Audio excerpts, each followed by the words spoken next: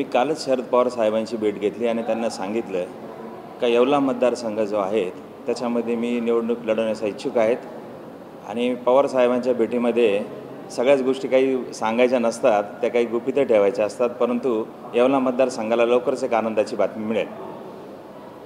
तुम्हाला छगन भुजबळ यांच्या विरोधात लढण्याचं काय कारण आहे? गेल्या काही दिवसापासून चर्चा सुरू होते की छगन भुजबळ यांच्या विरोधात कोण लढणार आहे।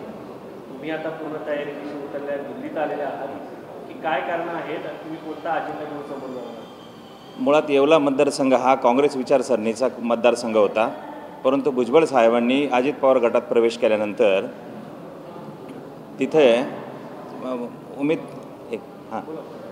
अजित पवार गटात प्रवेश केल्यानंतर तिथल्या मतदारांशी, समविचारी पक्षांशी आणि मित्र पक्षांशी त्यांनी विश्वासघात केलेला आहे।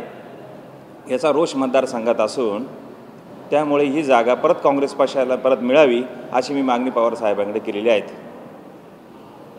छगन भुजबळांच्या विरोधात तुमचं काय मुद्दे कोणते असतील? येवला मतदारसंघामध्ये कुठल्याही पद्धतीचं मेडिकल कॉलेज आज नाही आहे, इंजिनिअरिंग कॉलेज नाही आहे।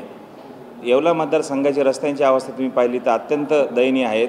लासलगाव मार्केट परिसरामध्ये कांद्याचं मोठ्या प्रमाणात मार्केट असून कांदा उत्पादक शेतकरी फार मोठ्या प्रमाणात आहेत, परंतु तिथं राष्ट्रीय लेवलचा एकही प्रोजेक्ट, कांद्यावर आधारित प्रक्रिया करणारा एकही उद्योग तिथं प्रस्थापित झालेला नाही आहे।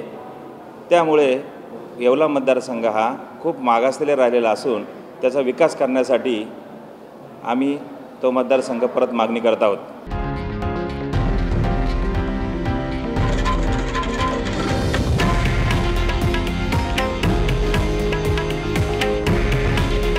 हे आहे देशातील नंबर 1 न्यूज नेटवर्क आणि आपण पाहत आहात TV9 मराठी। काळजी तुमची, हित महाराष्ट्राचं।